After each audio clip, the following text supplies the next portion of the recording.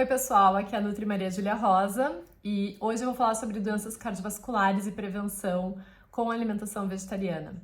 Eu sei que parece um assunto meio denso, mas ontem eu caí no Instagram de uma pessoa que se diz carnívora e que fala muitas inverdades sobre o consumo de alimentos ricos em colesterol ou ricos em gordura saturada, que por acaso são os alimentos de origem animal. Somente produtos e alimentos de origem animal contêm colesterol e gordura saturada está muito mais abundantemente presente nos alimentos de origem animal do que nos alimentos de origem vegetal. Inclusive, eu consigo listar quais alimentos de origem vegetal são mais ricos em gordura saturada, que são os óleos de palmeiras tropicais. Então, isso são os óleos de coco e óleo de palma e palmiste.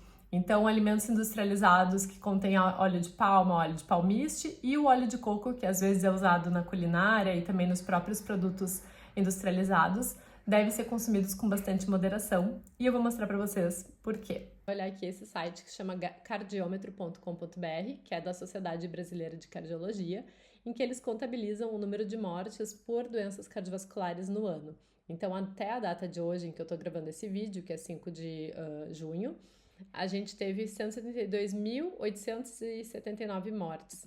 E se nós formos calcular 172.879 dividido por mais ou menos 150 dias, que é mais ou menos o tempo que a gente já passou, são mais de 1.000 mortes por dia. Isso nos lembra a época de Covid, né, em que quando batia 1.000 mortes era assim, algo muito sério, muito preocupante, e a gente tem isso todos os dias, há muitos anos, há décadas, com as doenças cardiovasculares. Por isso, a gente tem que ter muita atenção e prevenir essa epidemia aí das doenças cardiovasculares. Aqui no cardiômetro eles falam, dão algumas dicas sobre nutrição e estilo de vida para prevenção de doença cardiovascular. E uma delas que costuma rodar aqui nesse banner é que adote uma dieta rica em verduras, legumes, grãos e frutas. Então, basicamente, não fala para adotar uma dieta carnívora já no site da Sociedade Brasileira de Cardiologia.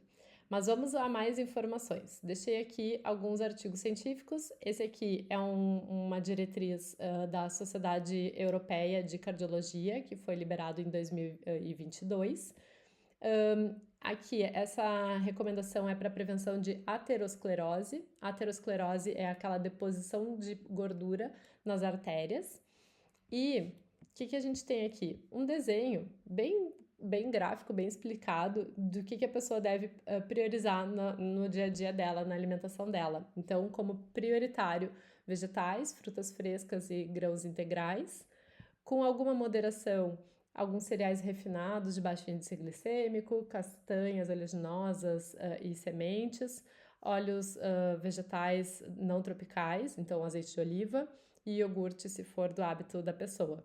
Outro padrão alimentar mais abundante é o consumo de leguminosas, e para quem consome peixes e frutos do mar também entraria nessa lista. Já tem mais restrição: carnes brancas, ovos, queijos e leites, e com muita moderação, alimentos refinados, carnes vermelhas, manteigas e, mais ocasionalmente ainda, carnes processadas. Então, esse artigo aqui ele é bem completo. Se vocês forem no Google acadêmico, vocês podem colocar aqui e eu vou lançar um vídeo sobre como encontrar artigos científicos. Mas, então, se vocês colocarem por esse título e também pelo nome do autor, vocês encontram facilmente esse artigo. Outro artigo que a gente tem é um artigo da Sociedade Americana de Cardiologia, e eles também trazem aqui um guia alimentar para a prevenção de doença cardiovascular, então para a saúde cardiovascular como um todo. Aqui eles têm até uma listinha de alguns alimentos, mas eles têm também essa figura que eu acho interessante, em que eles falam para enfatizar o consumo de frutas e verduras, o consumo de grãos integrais, priorizar proteínas de boa, mais saudáveis, né? Proteínas de boa qualidade. Então falam de peixes e frutos do mar, mas falam também de leguminosas e sementes oleaginosas. E se for consumir alimentos de origem animal, que sejam baixos em gordura, como laticínios baixos em gordura ou sem gordura, os frangos também sem gordura e, se for desejado, carnes sem gordura. Aqui também fala de óleos de plantas, como óleo de soja, óleo de canola e, com certeza, azeite de oliva. Aqui também fala em minimizar os alimentos com açúcares, então bebidas e comidas com açúcares, os alimentos ultraprocessados, carnes processadas, alimentos com muito sal, bebidas alcoólicas e óleos tropicais. Óleos tropicais são óleo de palma, óleo de palmiste, óleo de coco. Aqui também fala para ajustar o consumo energético para manter um peso dentro de um nível saudável e também fala para seguir essas dicas, nessas orientações, mesmo que seja fora de casa. Aqui também tem um outro artigo que é mais abrangente, que fala sobre a prevenção de doença cardiovascular na prática clínica, como orientar o paciente. E aqui eu queria só mostrar rapidamente uma fake news, né, uma informação incorreta que ela trouxe sobre o colesterol LDL versus o colesterol HDL. Então, o colesterol LDL é o colesterol que a gente chama de ruim, é o que passeia aí pelo nosso organismo, sendo distribuído para as células serem formadas, então ele tem sim a sua importância. Nós produzimos, inclusive, o colesterol LDL dentro do nosso corpo, mas o excesso do colesterol LDL pode aumentar o risco cardiovascular. Por quê? Ele é um dos formadores daquelas placas de gordura nas artérias. O colesterol HDL é o colesterol bom, é o colesterol que limpa, que busca de volta o que está sobrando e leva de volta para o fígado. Então, nosso objetivo é sempre tentar manter o LDL abaixo de 100 e o HDL acima de 40. Então, aqui nesse documento, a gente tem informação de que o colesterol LDL tem sim uma relação com o desenvolvimento da formação da placa de gordura nas artérias e que a gente deve buscar manter ele baixo, porque manter baixo está associado a menor risco de desenvolvimento.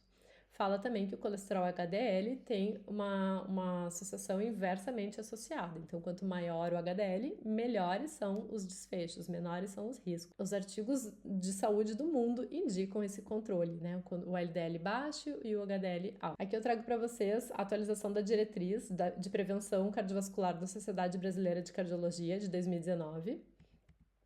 E aqui eles trazem uma tabela de recomendações dietéticas para o tratamento de dislipidemias.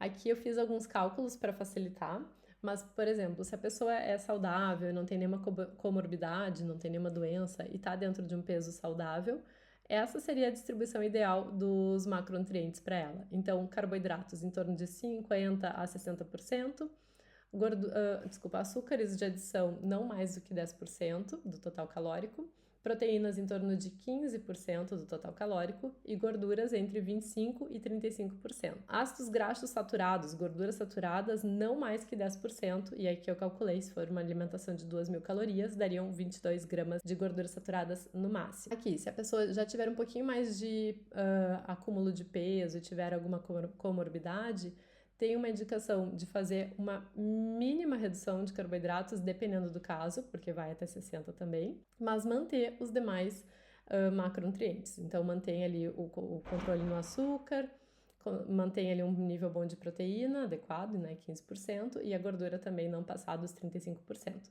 Só que tem um limite de gordura saturada um pouco mais restrito, então se a pessoa vai reduzir o carboidrato e vai aumentar a gordura, que é o que daria para fazer aqui, ela vai ter que evitar gorduras saturadas. Então, basicamente, na adição do azeite de oliva, das castanhas, das oleaginosas. Aqui a gente vai ficando com os níveis mais controlados ainda de ácidos graxos saturados, especialmente se a pessoa tem elevação de triglicerídeos. Então, ficamos aqui com um limite de 11 gramas ao dia. E aqui, para facilitar, eu fiz uma tabelinha com o quanto tem de gordura saturada em diversos alimentos, e a maioria deles é de origem animal. Então, só para a gente ter uma ideia, relembrando aqui que o limite para uma pessoa saudável seria 22 gramas, isso sendo bem liberal nesse aspecto. E um nível que eu considero ideal é na faixa de 15 gramas no máximo, isso considerando uma alimentação de 2.000 calorias. Se a pessoa consome menos calorias, também isso proporcionalmente reduz.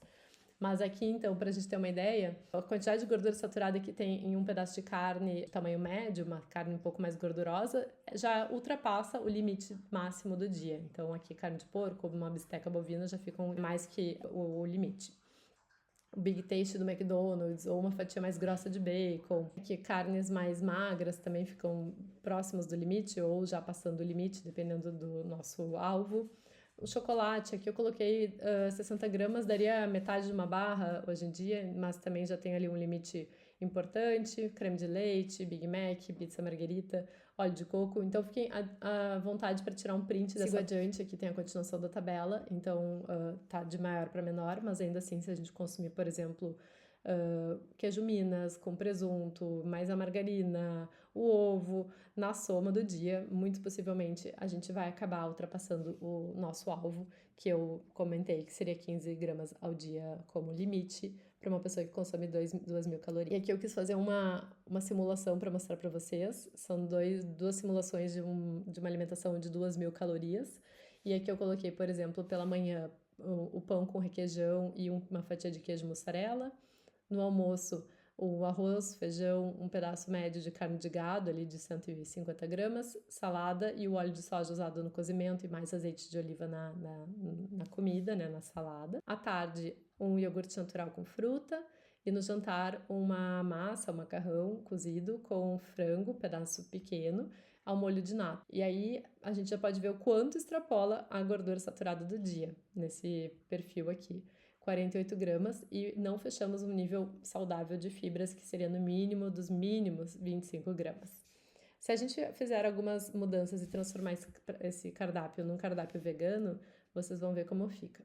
Por exemplo, a gente troca aquele pão que era de farinha branca para um pão integral, passa no pão um hummus de grão de bico, que é uma pastinha de grão de bico com a pasta de gergelim, que é o tahine, e adiciona mais uma fruta. A gente fica com menos de 1 grama de gordura saturada nessa refeição.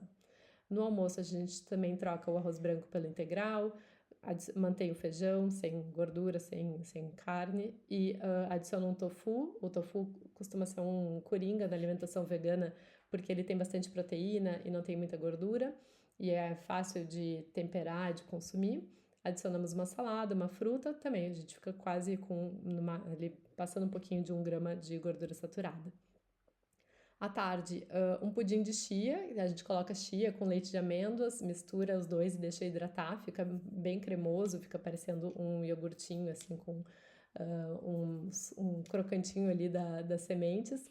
Aveia e fruta, também menos de 2 gramas. E no jantar, a massa, mesmo massa, só que mais integral, com uma lentilha à bolonhesa e uma fruta, também não passa de 2 gramas. E aqui a gente fica metade, mais ou menos, do limite que eu costumo estimar, então a gente ficou com 8,8 gramas de gordura saturada e ultrapassamos, né, mais que o dobro as fibras do dia, o que vai fazer o intestino funcionar com certeza.